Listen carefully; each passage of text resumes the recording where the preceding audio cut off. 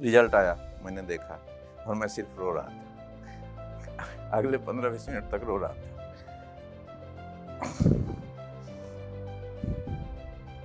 Sorry, मैं बोल ही नहीं पा रहा था। आज नहीं बोल पा रहा हूँ तो उस दिन समझ सकते हैं।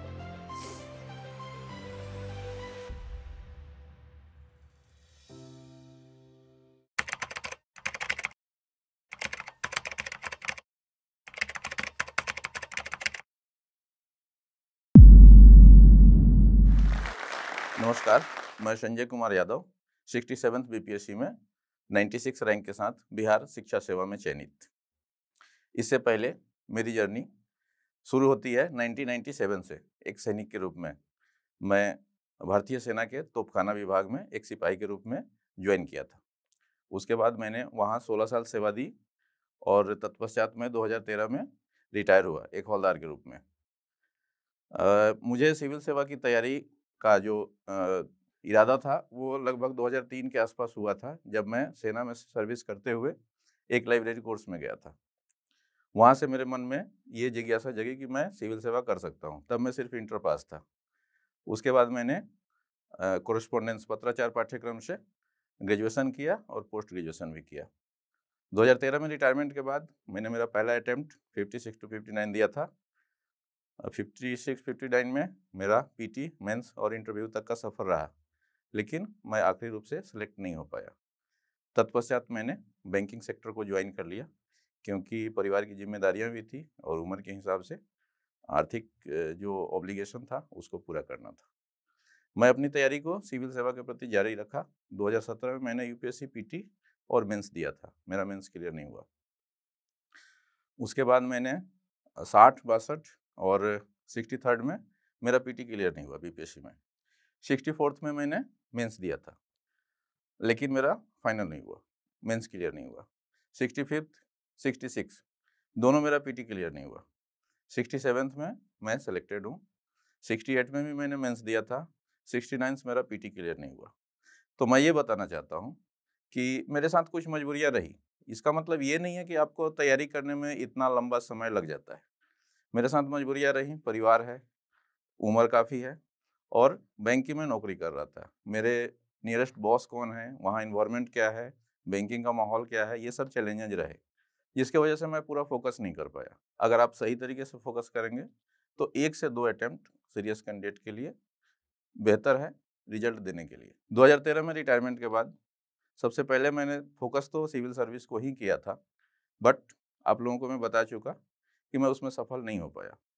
मैं बैंक ज्वाइन करने के बाद पर डे 2 से 3 घंटे या संडे के दिन 4 से 5 घंटे समय दे पाता था। इससे ज़्यादा मैंने पढ़ाई नहीं करी। हाँ, जब कभी बैंक की छुट्टी होती थी, तो वो छुट्टी का दिन मेरे लिए ज़्यादा व्यस्तता भरा होता था। वो मेरे लिए छुट्टी नहीं होता था, मेरे लिए अलग से तैयारी करने का एक माध्यम होता था। तो यहाँ से मैं आगे आपको ये बताना चाहूँगा कि मैंने अपने प्रीलिम्स को और मेंस को निकालने के लिए क्या स्ट्रैटेजी फ़ॉलो किया। 56 टू 59th जब मैंने दिया था, तो उस टाइम में बीएसएससी सीजीएल 2 का भी फॉर्म आया था। मैंने वो फॉर्म भी भरा था। हम लोगों ने 7-8 बंदों का एक ग्रुप बनाया था। ग्रुप स्टडी करते थे और काफ़ी रिगरियस मेहनत करते थे हम लोग। तो वो 56 टू 59 के लिए अलग से कुछ विशेष तैयारी नहीं थी। जो सीजीएल 2 के लिए तैयारी की थी वो काम आया और उस टाइम में एक नियम होता था कि जितने लोग परीक्षा में बैठेंगे उसके 10% पास हो जाते थे। तो 10% पास हो जाएँगे तो ज़ाहिर है कि रिज़ल्ट हो ही जाता। और उस टाइम में जब मैंने मेंस दिया था, तो मैंने master degree Nalanda open university से किया था। मैं उस टाइम 2 ऑप्शनल हुआ करता था। तो हिस्ट्री की बुक मैंने नालंदा ओपन यूनिवर्सिटी की जो यूनिवर्सिटी की किताबें हैं, उससे क्वेश्चन तैयार किए थे और अच्छे नंबर आए थे। इनफैक्ट कि मेंस क्लियर हो गया था। बट वो इतना बढ़िया नहीं था कि मुझे फाइनल तक पहुँचा पाए। 60 टू 62 एंड 63rd मैं उतना बेहतर फ़ोकस नहीं कर पाया। 64th पे आते हैं। 64th में भी मैं बेसिक पे उतना कमांड नहीं कर पाया था, लेकिन मैंने बहुत सारी प्रैक्टिस की थी, बहुत सारी प्रैक्टिस। मतलब एक दिन में 4 सेट बनाना, उनको मिलाना और इस तरीक़ा से मेरा 64th का पीटी तो निकल गया, लेकिन तब मेंस का स्ट्रैटेजी कुछ चेंज हो गया था, तो मैं मेंस क्वालीफाई नहीं कर पाया। 65, 66 कुछ मेरी अपनी इश्यू रही। 66 मेरा 1 नंबर से पीटी छूटा था। तो 67 पे आते हैं। 67 पे तक मैं अपने जो कमियाँ थी उनको दूर कर चुका था। काफ़ी सारे कॉन्फिडेंस गेन कर चुका था, कई और एग्ज़ाम निकाल चुका था। तो मेरे लिए एक थोड़ा कंफर्टेबल ज़ोन आ गया था और मैंने जो है वो अपने जो नोट्स थे उनको फ़ोकस किया और बहुत सारे सेट बनाए, तो पीटी आराम से निकल गया। मेरा तैयारी का माध्यम हिंदी रहा है, मैं हिंदी साहित्य का विद्यार्थी हूँ और पहले 2 अटेम्प्ट मैंने हिस्ट्री और एलएसडब्ल्यू के साथ दिया है और आखिरी सिलेक्शन मेरा हिंदी साहित्य से हुआ है इस बार। और मैं एक चीज़ और बताना चाहूँगा कि भाषा कोई मायने नहीं रखती है, आप जिसमें भी कंफर्टेबल हैं, आप लिखिए, कोई दिक्कत नहीं है, एटलीस्ट बीपीएससी में तो कोई दिक्कत नहीं है। बुक्स के लिए अगर बात करें तो मैंने बेसिक एनसीईआरटी फॉलो किया। बेसिक एनसीईआरटी से मेरा मतलब है कि 6 से 12 तक की किताब नहीं, मेरे पास उतना समय नहीं था। जो समरी बुक आती है उनको फॉलो किया मैंने और उनसे मैंने नोट्स बनाए, कुछ उनको हाइलाइट किया। मेरा मानना है कि एक विद्यार्थी की किताब जितना ज़्यादा गंदा होगा, जितने ज़्यादा उस पे राइटिंग होगी, जितने ज़्यादा आप चेपी लगाएँगे उसके ऊपर, अपनी भाषा में लिखेंगे, आपके लिए उतना बढ़िया होगा और उस किताब को बदलना नहीं है। अगर ज़रूरत है तो उसमें ऐड ऑन करना है। और आपको जब भी रिवाइज़ करना है तो उसी को करना है। आप पाएँगे कि आप लक्ष्मीकांत भी 1 से डेढ़ दिन में रिवाइज़ कर पा रहे हैं। जब मैंने लक्ष्मीकांत पहली बार पढ़ा था, तो मुझे 12-15 दिन लगे थे और बाद में वो रिवाइज़ हो जाता है क्योंकि आपको समझ में आ जाता है कि किस टॉपिक से क्वेश्चन आते हैं और किस टॉपिक को कितना देर में रिवाइज़ करना है। अगेन प्रीवियस ईयर क्वेश्चन का ज़माना अब तो नहीं रहा, स्पेशली 69th के बाद, क्योंकि बहुत सारे चेंज हो गए हैं। नेगेटिव मार्किंग हो गई है, 1/3 नेगेटिव मार्किंग है और बहुत सारे कॉन्सेप्चुअल क्वेश्चन आ रहे हैं। तो लेकिन सेक्शन रिपीट होते हैं और प्रीवियस ईयर क्वेश्चन देख के आप एक आइडिया लगा सकते हैं कि बीपीएससी का फोकस एरिया क्या रहता है। बीपीएससी कुछ पर्टिकुलर सेक्शन के ऊपर और कुछ पर्टिकुलर एरिया के ऊपर फोकस करता है और आप उससे उस सब्जेक्ट को, उस एरिया को ठीक से तैयार करेंगे, तो आप निश्चित रूप से पीटी का बैरियर पार कर जाएँगे। अभी के समय में पीटी मेंस से ज़्यादा इम्पोर्टेंट हो गया है क्योंकि बहुत सारे योग्य लोग हैं, इवन मेरे साथ के भी मेरे जानने वाले लोग भी हैं, जो कि पीटी से ही बाहर हो गए, तो वो मेंस दिए ही नहीं, जबकि उनकी मेंस की तैयारी बहुत अच्छी थी। तो पीटी बहुत बड़ा बैरियर है। उसके बाद मेंस पे आते हैं। मेंस के लिए आपको आंसर राइटिंग करना है, बहुत सारे आंसर राइटिंग करना है। एक यहाँ भी उदाहरण कोट करना चाहूँगा। हम लोग बैठ के यूट्यूब पे कार चलाने का वीडियो देख सकते हैं। किसी अपने सीनियर से, किसी वरिष्ठ आदमी से, कोई घर के गार्जियन से ये जान सकते हैं कि साइकिल कैसे चलाया जाता है। बोर्ड पे खड़ा होकर समझ सकते हैं। लेकिन जब तक हम ग्राउंड में साइकिल से 2 चक्कर खा के गिरेंगे नहीं, कार से आगे-पीछे नहीं चलेंगे, नहीं प्रैक्टिकली करेंगे, तो हम लोग उसको उसमें पारंगत नहीं हो सकते। एग्ज़ैक्टली एग्ज़ाम भी ऐसा ही है। आप कितना जान रहे हैं, वो मायने नहीं रखता है। आप कितना बता पा रहे हैं, एग्ज़ामिनर के पास आपकी कॉपी जाती है। तो कॉपी के माध्यम से आप अपने आप को रिप्रेज़ेंट करते हैं। तो आप कितना बता पा रहे हैं, कितना बेहतर तरीके से बता पा रहे हैं, वो मायने रखता है। जैसे कि एक उदाहरण देते हैं हम लोग घर में, मान लीजिए कोई मेहमान आया और आप उसको खाना दे रहे हैं और खाने के साथ में आपने उसको दाल, सब्ज़ी, सलाद, मिठाई सब कुछ एक में डाल के दे दिया। ज़ाहिर है उसे अच्छा नहीं लगेगा। तो हमारी कॉपी भी कुछ ऐसी होनी चाहिए। हर पेज के ऊपर एक आधा ग्राफ हो, एक चार्ट हो, एक मैप आ जाए बीच में कहीं, सेक्शन-सेक्शन के ऊपर, पार्ट-पार्ट के ऊपर। इवन मैं आप लोगों को बताना चाहूँगा कि उत्तराखंड पीसीएस में सबसे कम नंबर का जो क्वेश्चन होता है, वो 3 मार्क्स का होता है और मैंने 3 मार्क्स में भी भारत का मैप बनाया और क्वाड का मैप बनाया। वो हमको अ, मतलब नक्शा-नवीस नहीं बनना है, क्रिप्टोग्राफर नहीं बनना है।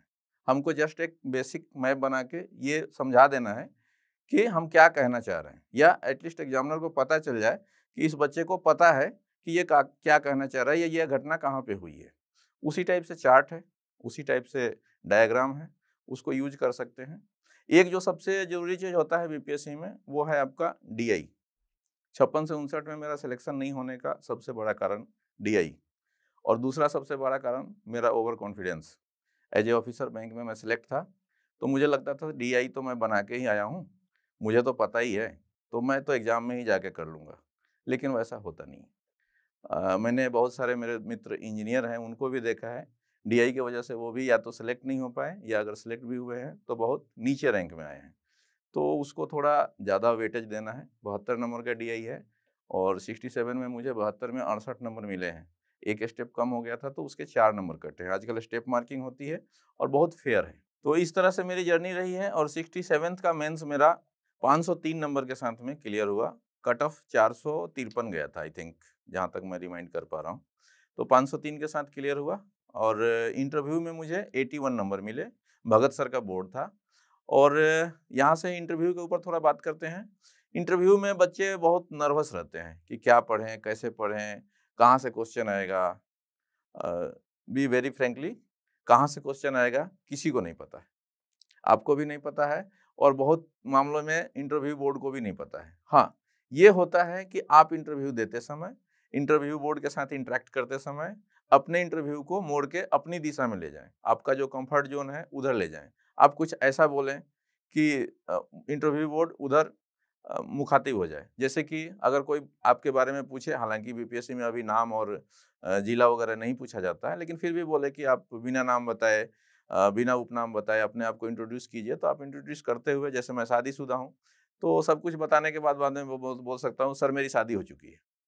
तो ज़ाहिर है कि उनको थोड़ा इंटरेस्टेड लगेगा कि ये शादी के बारे में बताना चाहता है। हो सकता है उधर से वो आपके परिवार के तरफ या पत्नी के तरफ क्या करती हैं, कैसे करती हैं, उधर वो डाइवर्ट हो जाएँ और वो वहाँ से क्वेश्चन पूछना शुरू कर दें। आपका अगर कुछ बढ़िया इंटरेस्ट है, जिसको हॉबी करके हम जान रहे हैं, तो आप उसके ऊपर थोड़ा लास्ट में जोर दे सकते हैं, सर मेरी हॉबी ये है। तो उससे बोर्ड को लगता है कि नहीं, इसमें इसकी रुचि है, तो बोर्ड उस तरफ में मुखातिब हो जाएगा। मेरा इंटरव्यू बहुत कॉर्डियल रहा था और मैं चूँकि आर्मी से हूँ, तो मुझे ज़्यादा क्वेश्चन आर्मी से और मेरे बैंकिंग सेक्टर से पूछे गए थे। जनरल अवेयरनेस के 1-2 क्वेश्चन पूछे गए थे, जो कि बिल्कुल लेमन क्वेश्चन थे, हर कोई जान रहा है, जो भी पेपर पढ़ रहा है वो जान रहा है। तो ज़्यादातर क्वेश्चन मेरे बैकग्राउंड से ही थे। जो लोग सर्विस में हैं, वो मान के चलें कि उनका 75 या कुछ मामले में 85-90 तक, जो 90% तक जो क्वेश्चन होंगे वो आपके जॉब से ही रिलेटेड होंगे और बाकी कुछ 10, 15, 20% क्वेश्चन ही जनरल पूछे जाएँगे। तो इस तरह से मेरा इंटरव्यू खत्म हुआ। जब मैं इंटरव्यू दे के बाहर निकल रहा था, तो भगत सर ने बोला, "ओह! Hello mister." मैंने सर की तरफ देखा, सर ने इशारा किया, "गुड लक।" मुझे बहुत अच्छा लगा, मैं बहुत एनर्जेटिक था। अब आते हैं रिज़ल्ट के दिन, 28 अक्टूबर, शाम के कोई 3 बज के 35 मिनट का समय था। ऐसा पता तो सबको था कि रिजल्ट आने वाला है। 1-2 दिन से नींद गायब थी। कॉन्फिडेंस पूरा था कि रिजल्ट हो जाना चाहिए। लेकिन अंदर से पिछले 6 असफलता झेलने के बाद ये 7वाँ अटेम्प्ट था सिर्फ़ बीपीएससी का। अदर स्टेट पीसीएस को लगाएँ तो बहुत सारे। रिजल्ट आया, मैंने देखा और मैं सिर्फ़ रो रहा था। अगले 15-20 मिनट तक रो रहा था।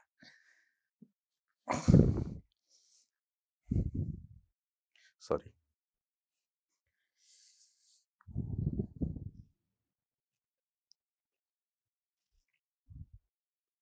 मैं बोल ही नहीं पा रहा था। आज नहीं बोल पा रहा हूँ तो उस दिन समझ सकते हैं। रिजल्ट के बाद मेरे एक मित्र मेरे साथ थे। उन्होंने मुझे सांत्वना दिया। मेरी पत्नी को पता चल गया। मैंने किसी को कुछ नहीं बताया। मेरी बेटी छोटी-सी है, 5 क्लास में पढ़ रही है। उसको पता चल गया, उसने पूरे मोहल्ले में हल्ला मचा दिया कि पापा का रिजल्ट हो गया। उसके बाद बहुत सारे फ़ोन आने लगे। खुद को मैंने प्रूव किया था, मेरी आर्मी को प्रूव किया था। वहाँ के लोगों का बहुत ज़्यादा मेरे ऊपर विश्वास था। मेरे बैंक के जो भाई हैं, जो मेरे बदले में काम करते थे, चाहे मैं बेशक लॉस ऑफ पे पे जा रहा हूँ या मैं हाफ सैलरी पे जा रहा हूँ, लेकिन कोई मेरे बदले में काम तो कर रहा था। मानस गोपाल सर, विकास सर, गौतम सर या मेरे आर्मी के जो भी मित्र हैं, उन लोगों का मैं शुक्रगुज़ार हूँ क्योंकि उन्होंने मैनेज किया और मुझे फ्री किया। मैं अपनी तैयारी कर पाया और आज यहाँ जो स्टॉक के मंच पे पहुँच पाया। बहुत सारे लोग ताने भी देते थे। मैं सिर्फ़ इंटर का एग्ज़ाम देके मैंने आर्मी जॉइन किया था। एज़ ए मैट्रिक कैंडिडेट ही बोल सकते हैं और मुझे लगता था या मेरे रिश्तेदार जो हैं सो कॉल्ड पढ़े-लिखे जो लोग हैं, वो बोलते थे कि आपके बस की बात नहीं है। जो बंदे आईआईटी से आ रहे हैं, आईआईएम से आ रहे हैं, जो अच्छे पढ़े-लिखे हैं, अच्छे बैकग्राउंड के हैं, उनको लिया जाता है। मेरे को इस मिथक को तोड़ना था। मुझे उन फौजी भाइयों के लिए भी एक मॉडल सेट करना था, जो सोचते हैं कि रिटायरमेंट के बाद में सेना में नौकरी करते हुए लाइसेंस बना लो और रिटायरमेंट के बाद में जाके किसी कंपनी के साथ में गार्ड लग जाओ या किसी एटीएम गार्ड पे लग जाओ। तो मुझे उनके लिए भी सेट करना था कि नहीं, आप भी सिलेक्ट हो सकते हैं। मैं पूरा सम्मान करता हूँ मेरे एयरफोर्स और नेवी के भाइयों का, लेकिन आप देखेंगे कि ज़्यादातर जो भी वैसे एग्ज़ाम हैं जहाँ परीक्षा दे के निकलता है, तो वो भाई लोग सिलेक्ट होते हैं क्योंकि वो बेहतर थे मेरे से, तभी वो नेवी और एयरफोर्स में गए। वहाँ कॉम्पिटिशन थोड़ा रिटेन वाला जो पोर्शन होता है, वो थोड़ा बेहतर होता है। आर्मी में थोड़ा फिज़िकल वाला बेहतर होता है। लेकिन मुझे ये मिथक तोड़ना था कि नहीं, मैं भी कर सकता हूँ। जोश टॉक के मंच से मैं आप लोगों को एक संदेश देना चाहूँगा। मेरी उम्र अभी 43 साल है। मैंने 1995 में मैट्रिक किया था। मेरा बेटा इस साल मैट्रिक कर चुका है। अगर मैं इस उम्र में और इस बैकग्राउंड के साथ क्रैक कर सकता हूँ, तो मुझे लगता है कि आप लोगों में से कोई ऐसा नहीं है जो ईमानदारी से मेहनत करे, जिसको ठीक तरीके से सिर्फ लिखना और पढ़ना आता है, अशुद्धियाँ कम होती है और वो सोशल मीडिया से दूर रहे, अपने सामाजिक नेटवर्क को कम रखे, ज़रूरत भर रखे और सही तरीके से मेहनत करे, तो कोई कारण नहीं कि वो सफल ना हो।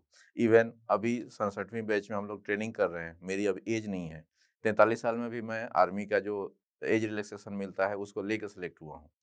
तो मेरी अभी एज नहीं है, लेकिन मेरे अंदर एनर्जी इतनी है कि आज के डेट में मुझे यूपीएससी देना हो तो मैं क्रैक कर सकता हूँ, क्योंकि मेरे वो मित्र जो मेरे से बहुत कम रैंक पे हैं, मैं किसी को क्रिटिसाइज नहीं कर रहा हूँ, वो सेलेक्ट हुए हैं और बहुत अच्छे रैंक से सेलेक्ट हुए हैं। तो जब वो कर सकते हैं तो मैं क्यों नहीं। इसने ढेर सारा इंस्पायरिंग स्टोरी एक से एक बढ़ के बिहारी के एकरा पर देखेला मिलतो, जेकर नाम है जोश टॉक्स बिहार। तो जोश टॉक बिहार के भाई बढ़िया से सब्सक्राइब कर ले हूँ, घंटा उंटा दबा दे हूँ कि नोटिफिकेशन आते रहे। अरे जब मन होले उदास तक खोल लेल की जोश टॉक बिहार, ओकर बाद देखल के मन के तरोताजा कैल के एकदम मोटिवेशन लेल के काम शुरू कैल के सफलता कैसे नहीं मिलते, एकदम मिलती झंडा गाड़ दू।